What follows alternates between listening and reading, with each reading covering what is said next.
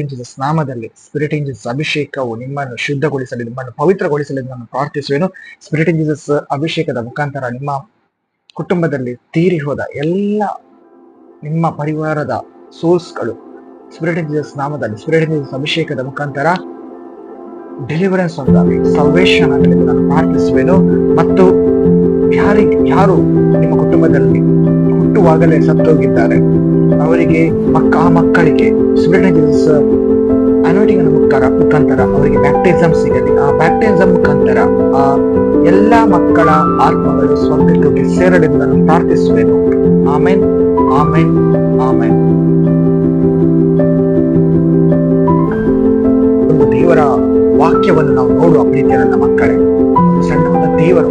ನಾವು ಈ ಜಗತ್ತಿನಲ್ಲಿ ಎಷ್ಟೋ ಜನರು ನಮ್ಮನ್ನು ನೋಯಿಸ್ತಾರೆ, ಆಗ್ಲಿ ನಮ್ಮ ಕುಟುಂಬದವರು, ನಮ್ಮ ತಂದೆ ತಾಯಿ, ನಮ್ಮ ಹಿರಿಯರು ಅಥವಾ ಟೀಚರ್ಸ್ ಅಥವಾ ಮಾಸ್ಟರ್ಸ್, ಪ್ರಿನ್ಸಿಪಾಲ್ಸ್ ಅಥವಾ ನಾವು ಅತಿ ಹೆಚ್ಚಾಗಿ ಪ್ರೀತಿಸಿದವರು ನಮ್ಮನ್ನು ನೋಯಿಸ್ತಾರೆ, ನಮ್ಮನ್ನು ದೂರ ಮಾಡ್ತಾರೆ, ನಮ್ಮನ್ನು ತಳ್ಳಿ ಬಿಡ್ತಾರೆ. ನೀನು ಯಾವತ್ತು ಯಾವಾಗಲೂ ಯಾರಿಗೂ ಉಪಕಾರ ಆಗುವ ಜನ ಅಲ್ಲ.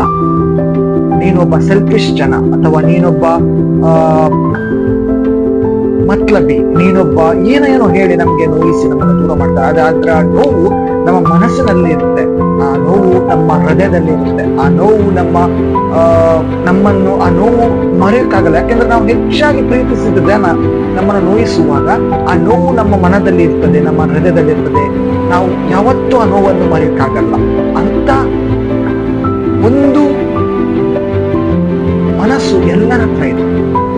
ನೋವನ್ನು ಮರೆಯಲಾಗದಂತಹ ಮನಸ್ಸು ಈ ಜನರಲ್ಲಿ, ಪವಿತ್ರ ಸಭೆಯಲ್ಲಿರುವ ಎಲ್ಲ ಜನರಲ್ಲಿ ಇದೆ. ಓಕೆನಾ? ಅದಕ್ಕೆ ಯೇಸು ದೇವರು ಇದು ಒಂದು ನಾರ್ಮಲ್ ಜನಕ್ಕೆ ಸೇರಿದ ಅಂತಹ ಒಂದು ವ್ಯಕ್ತಿಗಳಂತಹ ಆ ಮನಸ್ಸು.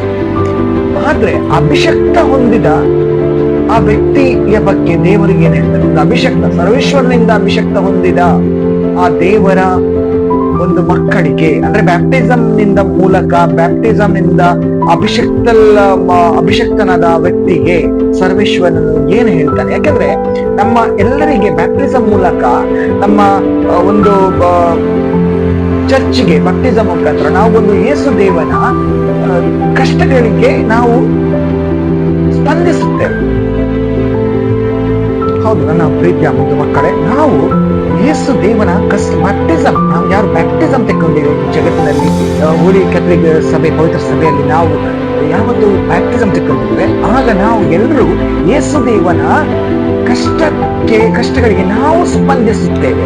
ಹೇಗೆ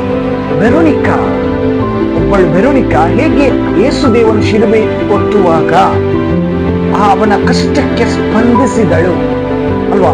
ಎಲ್ಲಾ ಜನರು ಇದ್ರು, ಯೇಸುದೇವನನ್ನು ಹೊಡೆದ್ರು, ಯೇಸುದೇವನನ್ನು ಕಲ್ಲು ಹೊಡೆದ್ರು, ಯೇಸುದೇವನಿಗೆ ಶಿಲುಬೆ ಉಬ್ಬಿ ಬಿಸಾಡಿದ್ರು, ಎಂಜಲು ಬಿಸಾಡಿದ್ರು, ಯೇಸುದೇವನಿಗೆ ಮಣ್ಣು ಬಿಸಾಡಿದ್ರು, ಯೇಸುದೇವನಿಗೆ ಕಾಲಿಂದ ಓದಿದರು ಅಲ್ವಾ? ಯೇಸುದೇವನು ಬಿದ್ದನು, ಎಷ್ಟು ಸರ್ತಿ ಬಿದ್ದನು? 3 ಸರ್ತಿ ಬಿದ್ದನು. ನಾವು ಓದುವಾಗ ನಮ್ಗೆ ಸಿಗುತ್ತೆ ಅಲ್ವಾ? ಬೈಬಲ್ ಓದುವಾಗ ನಮ್ಗೆ ಸಿಗುತ್ತೆ. ನಾನು ನನ್ನದಲ್ಲಿ ಹೇಳ್ತಾ ಇಲ್ಲ. ಆದ್ರೆ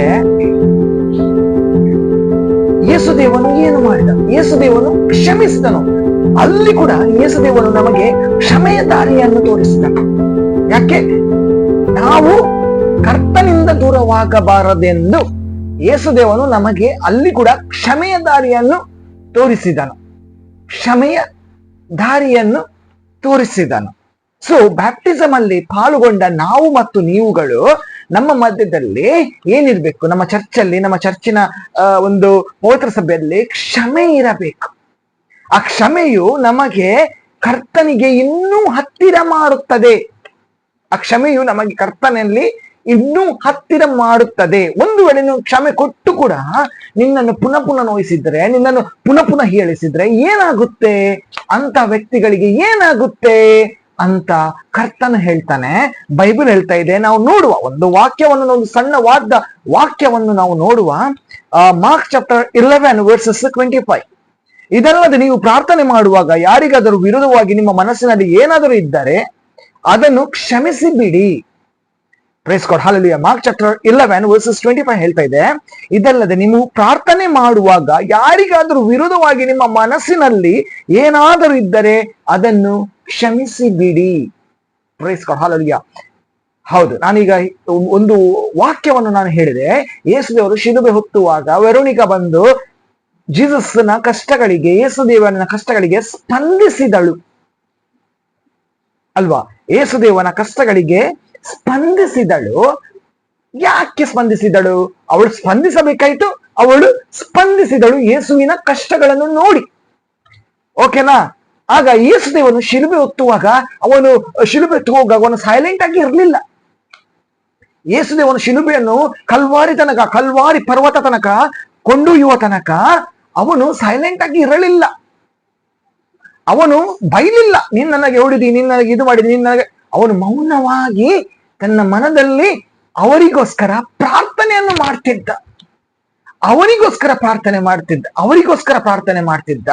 ಯಾರು ಅವನನ್ನು ಹೀಯಾಳಿಸ್ತಿದ್ರು, ಯಾರು ಅವನನ್ನು ನೋಯಿಸ್ತಿದ್ರು, ಯಾರು ಅವನಿಗೆ ಶಿಲುಬೆ ಏರ್ಲಿಕ್ಕೆ ಕೊಂಡೊಯ್ತಾ ಇದ್ರು, ಯಾವ ಜನಗಳು ಅಲ್ಲಿ ಯೇಸುದೇವನನ್ನು ನೋಯಿಸ್ತಿದ್ರು, ಆ ಜನಗಳಿಗೋಸ್ಕರ, ಆ ಪ್ರಜೆಗಳಿಗೋಸ್ಕರ, ಆ ದೇವರ ಪ್ರಜೆಗಳಿಗೋಸ್ಕರ ಯೇಸುದೇವನು ಪ್ರಾರ್ಥಿಸ್ತಿದ್ದನು.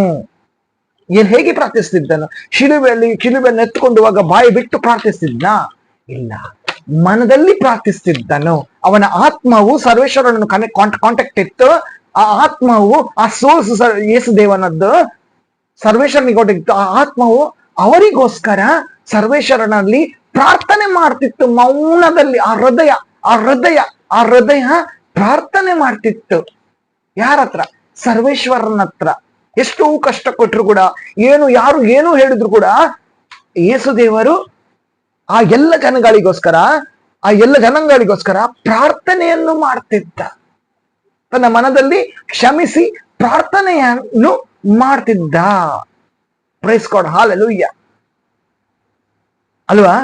ಅದಕ್ಕೆ ನಾವು ಪವಿತ್ರ ಸಭೆಯಲ್ಲಿ ಪವಿತ್ರ ಸ್ನಾನದಿಂದ ನಾವು ಒಂದಾಗಿದ್ದೇವೆ.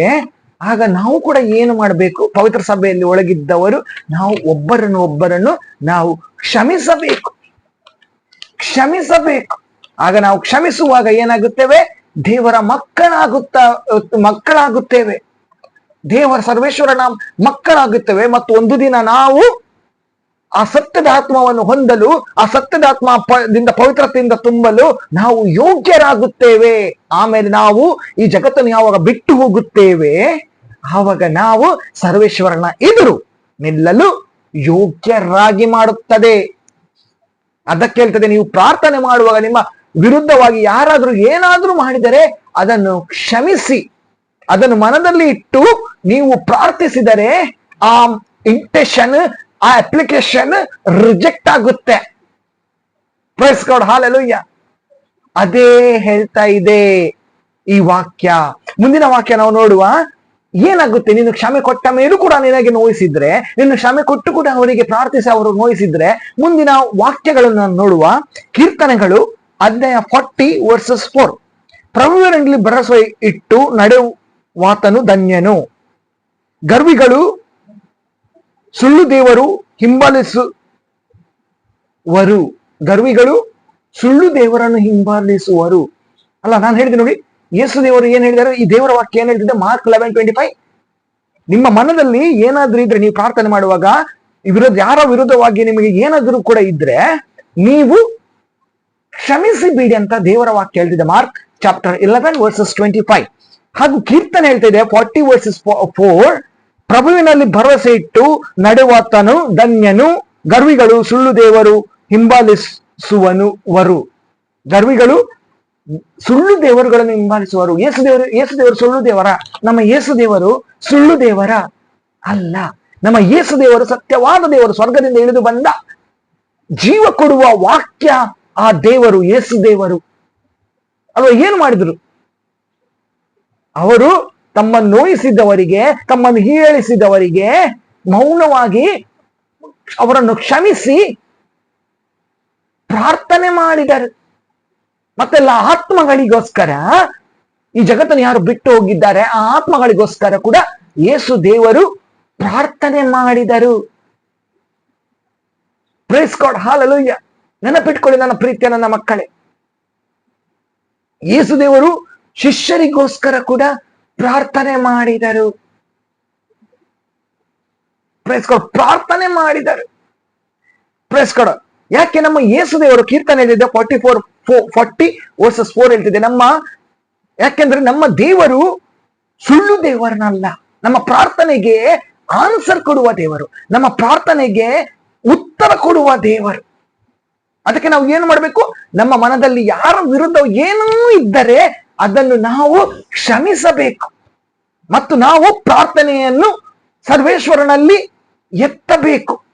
ಆಗ ಸರ್ವೇಶ್ವರನು ಅಪ್ಲಿಕೇಶನ್ ಎಕ್ಸ್ಪೆಕ್ಟ್ ಮಾಡುತ್ತಾನೆ. ಆಮೇಲೆ ನಿಮಗೆ ಸತ್ಯದ ಆತ್ಮವನ್ನು ನಿಮ್ಮಲ್ಲಿ ತುಂಬುತ್ತಾನೆ, ಸತ್ಯದ ಆತ್ಮವನ್ನು ನಿಮ್ಮಲ್ಲಿ ತುಂಬುತ್ತಾನೆ ಮತ್ತು ಆ ಸತ್ಯದ ಪವಿತ್ರಾತ್ಮವನ್ನು ನಿಮ್ಮಲ್ಲಿ ತುಂಬುತ್ತಾನೆ ಮತ್ತು ಪವಿತ್ರತೆಯಿಂದ ತುಂಬುತ್ತಾನೆ. ನಾಳೆ ನೀವು ಸತ್ತ ಆದ್ಮೇಲೆ ನಾಳೆ ನೀವು ಈ ಜಗತ್ತನ್ನು ತೊರೆದು ಹೋದ ಮೇಲೆ ಆ ಸರ್ವೇಶ್ವರನು ನಿಮಗೆ, ಆ ಯೇಸು ದೇವನು ನಿಮಗೆ ಆ ಕರ್ತನ ಎದುರು ನಿಲ್ಲಲು ಯೋಗ್ಯಪಡಿಸ್ತಾನೆ.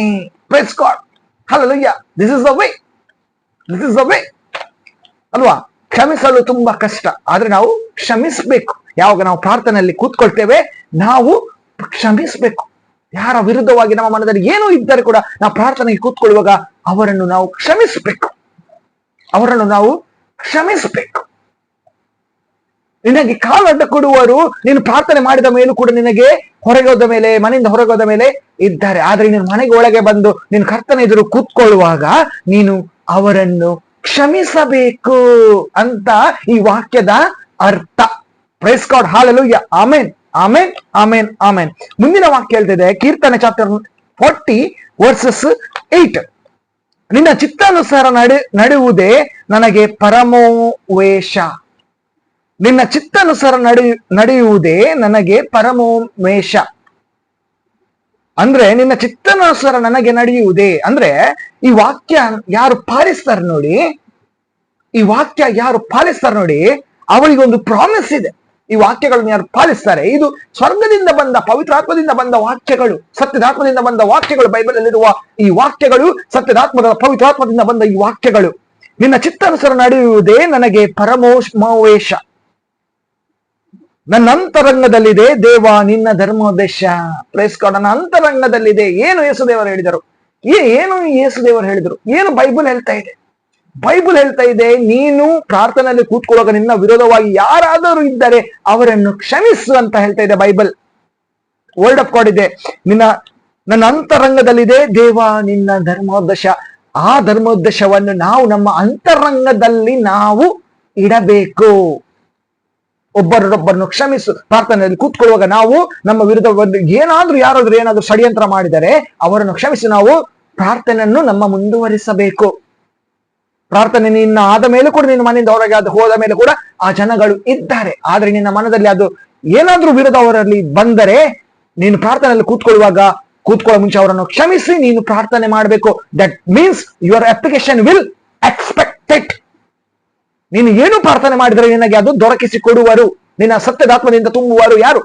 ಆ ಸ್ವರ್ಗೀಯ ಪಿತನು ಅಲ್ವಾ? ಅದೇ ಈ ವಾಕ್ಯ ಹೇಳ್ತಾ ಇದೆ. ಪ್ರೈಸ್ ಗಾಡ್, ಅದೇ ಈ ಬೈಬಲ್ ಹೇಳ್ತಾ ಇದೆ. ಓಲ್ಡ್ ಟೆಸ್ಟಮೆಂಟ್ ಕೂಡ ಹೇಳ್ತಾ ಇದೆ, ನ್ಯೂ ಟೆಸ್ಟಮೆಂಟ್ ಕೂಡ ಹೇಳ್ತಾ ಇದೆ. ಪ್ರೈಸ್ ಗಾಡ್, ಹಲ್ಲೆಲೂಯಾ ಅಲ್ವಾ? ಯೇಸು ದೇವರು ತೋರಿಸಿದ ದಾರಿ ಕ್ಷಮೆ. ಫಾರ್ಗಿವ್ನೆಸ್. Praise God. ಮುಂದಿನ ವಾಕ್ಯ ಹೇಳಿದೆ ಜಕರಿಯಾ 2:9. ನಿಮ್ಮನ್ನು ಮುಟ್ಟುವವರು ನನ್ನ ಕಣ್ಮಣಿಯನ್ನೇ ಮುಟ್ಟಿದಂತೆ ಇಗೋ ನಾನು ಅವರ ಮೇಲೆ ಕೈ ಎತ್ತುವೆನು, ಅವರು ತಮ್ಮ ಕೈಯಿಂದಲೇ.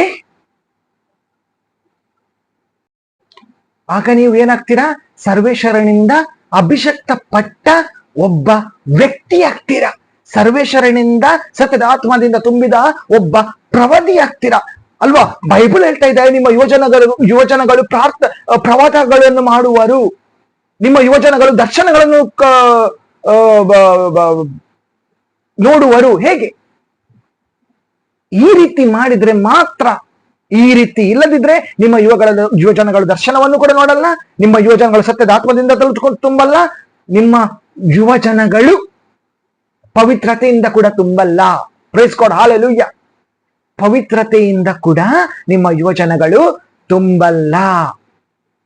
ಈ ವಾಕ್ಯ ಹೇಳ್ತಾ ಇದೆ. ಮುಂದಿನ ವಾಕ್ಯ ಹೇಳ್ತಾ ಇದೆ, ಯಾವಾಗ ನಿಮಗೆ ಸರ್ವೇಶ್ವರನು ಸತ್ಯದ ಆತ್ಮದಿಂದ ತುಂಬುವನು, ಸತ್ಯದ ಆತ್ಮದ ಪವಿತ್ರತೆಯಿಂದ ತುಂಬುವನು, ಅವನ ಪವಿತ್ರತೆಯಿಂದ ತುಂಬುವನು, ಆಗ ದೇವರು ಒಂದು ವಾಕ್ಯ ಕೊಡ್ತಾ ಇದ್ದಾರೆ ಅಂತಹ ವ್ಯಕ್ತಿಗಳಿಗೆ, ಅಂತ ಜನಗಳಿಗೆ, ಅಂತ ಸರ್ವೇಶ್ವರನ ಅಭಿಷಕ್ತನಿಗೆ, ಅಂತ ಸರ್ವೇಶ್ವರನ ಪ್ರವಾದಿಗೊಂದು ವಾಕ್ಯ ಕೊಡ್ತಾ ಇದ್ದಾರೆ. Zechariah chapter 2 verses 9, ನಿಮ್ಮನ್ನು ಮುಟ್ಟುವವರು ನನ್ನ ಕಣ್ಮಣಿಯನ್ನೇ ಮುಟ್ಟಿದಂತೆ, ಈಗ ನಾನು ಅವರ ಮೇಲೆ ಕೈ ಎತ್ತುವೆನು, ಅವರು ತಮ್ಮ ದಾಸನ ಕೈಯಿಂದಲೇ ಸೊರಗಿ ಹೋಗುವರು, ನನ್ನನ್ನು ಕಳಿಸಿದವರು ಸೇನಾಧೀಶ್ವರ ಸರ್ವೇಶ್ವರ ಎಂಬುದು ಆಗ ನಿಮಗೆ ಗೊತ್ತಾಗುವುದು. ಪ್ರೈಸ್ ಗಾಡ್, ಹಲ್ಲೆಲೂಯಾ ಅಲ್ವಾ? ನಮಗೆ ಅಂದ್ರೆ ನಮಗೆ ಮತ್ತು ನಿಮಗೆ ಕಳಿಸಿದವನು ಯಾರು ಈ ರೀತಿ ಜೀವಿಸ್ತಾರೆ, ಈ ರೀತಿ ಬದುಕ್ತಾರೆ, ಯಾರು ಜನರು ಸತ್ಯದಾತ್ಮದಿಂದ ತುಂಬುತ್ತಾರೆ ಅವರಿಗೆ ಯಾರು ಕೂಡ ಮುಟ್ಟಲು ಸಾಧ್ಯವಿಲ್ಲ. ಯಾಕೆಂದ್ರೆ ಅವರಲ್ಲಿರುವ ಸತ್ಯದಾತ್ಮ, ಅವರಲ್ಲಿರುವ ಅಭಿಷೇಕವು ಅವರನ್ನು ಕಾಯ್ತದೆ. ಪ್ರೈಸ್ ಗಾಡ್, ಅವರನ್ನು ಆ ಅಭಿಷೇಕವು ಕಾಯ್ತದೆ. ಅವರಿಗೆ ಆ ಸ್ವರ್ಗದ ದೂತಗಳು, ಆ ಸ್ವರ್ಗೀಯ ಏಂಜಲ್ಸ್ಗಳು ಕಾಯ್ತಾರೆ, ಪ್ರೊಟೆಕ್ಟ್ ಮಾಡ್ತಾರೆ. ಅವರ ಕುಟುಂಬಕ್ಕೆ, ಅವರ ಮನೆಯವರಿಗೆ, ಅವರ ತಂದೆ ತಾಯಿಗಳಿಗೆ, ನನಗೆ, ನಿಮಗೆ, ಎಲ್ಲರಿಗೆ, ಕುಟುಂಬದವರಿಗೆ ಪ್ರೊಟೆಕ್ಟ್ ಮಾಡ್ತಾರೆ. ಯಾರು? ಸ್ವರ್ಗೀಯ ದೂತರು. ಸ್ವರ್ಗೀಯ ದೂತರು. ಯಾಕೆಂದ್ರೆ ಅವರಿಗೇನೆ ಹೇಳುದು, they are chosen person. This is the important. ಇದು ಇಂಪಾರ್ಟೆಂಟ್ ದೇವರ ಮಕ್ಕಳೇ. ಎಂಡ್ ಆಫ್ ಟೈಮಿಗೆ ಇದು most important. End of time ಯಾವಾಗ ಬರುತ್ತೆ ಆವಾಗ ಇದು ಮೋಸ್ಟ್ ಇಂಪಾರ್ಟೆಂಟ್. ಅರ್ಥ ಮಾಡ್ಕೊಳ್ಳಿ. ನಾನು ಬದುಕಿದ್ರು ಕೂಡ, ನಾನು ಸತ್ತೋದು ಕೂಡ ಈ ವಾಕ್ಯವನ್ನು ಓದಿ ಪುನಃ ಪುನಃ ನೆನಪಿಗೆ ತನ್ನಿ. This is the most important and most dangerous. ಯಾಕೆಂದ್ರೆ ನಮ್ಮ ಸ್ವರ್ಗೀಯ ಪಿತನು ಸರ್ವಾಧಿಕಾರಿ. ಪ್ರೈಸ್ ಗಾಡ್, ಸರ್ವಾಧಿಕಾರಿ. ಇದೊಂದು ರಸ್ತೆ, ಇದೊಂದು ಮಾರ್ಗ ನಿಮಗೆ ಕೊಟ್ಟಿದ್ದಾನೆ. ಹೇಗೆ ಅವನಲ್ಲಿ ನಾವು ಜೀವಿಸ್ಬೇಕಂತ, ಹೇಗೆ ಅವನಲ್ಲಿ ನಾವು ಬಾಳ್ಬೇಕಂತ, ಇದೇ ಸತ್ಯ. Price God, hallelujah. ಹಾಗಾಗಿ ನಾನು ಸ್ಪಿರಿಟ್ ಇನ್ ಜೀಸಸ್ ನಾಮದಲ್ಲಿ ನಾನು ಪ್ರಾರ್ಥಿಸುವೆನು, ನಿಮ್ಮ ಮನವು ಸ್ವಚ್ಛ ಸ್ಪಿರಿಟ್ ಇನ್ ಜೀಸಸ್ ಅಭಿಷೇಕವು ನಿಮ್ಮ ಮನವನ್ನು, ನಿಮ್ಮ ಹೃದಯವನ್ನು ಸ್ವಚ್ಛಗೊಳಿಸಲಿ ಎಂದು ನಾನು ಪ್ರಾರ್ಥಿಸುವೆನು. ಯೇಸುವಿನ ಶಿಲುಬೆಯಲ್ಲಿ ಯೇಸು ಸುರಿಸಿದ ರಕ್ತವು ನಿಮ್ಮಲ್ಲಿ ಚಿಮಿಕಿಸಲಿ, ನಿಮ್ಮ ಪಾಪಗಳನ್ನು ತೊಳೆಯಲಿ, ಹಾಗೂ ನಿಮ್ಮ ಕುಟುಂಬದವರಿಗೆ ಆ ಒಂದು ಗಿಫ್ಟ್ ಆ ಪವಿತ್ರಾತ್ಮರು ನಿಮಗೆ ಕರುಣಿಸಲಿ. ಫಾರ್ ಗಿವ್ ಮಾಡುವಂತಹ ಗಿಫ್ಟ್ ನಿಮಗೆ ಆ ಪವಿತ್ರಾತ್ಮ ನಿಮ್ಮ ಕುಟುಂಬದವರಿಗೆ ಸ್ಪಿರಿಟ್ ಇನ್ ಜೀಸಸ್ ನಾಮದ ಮುಖಾಂತರ ನಾನು ಪ್ರಾರ್ಥಿಸುವೆನು, ಕರುಣಿಸಲಿ ಎಂದು ನಾನು ಪ್ರಾರ್ಥಿಸುವೆನು. Amen, amen, amen. Praise God, hallelujah.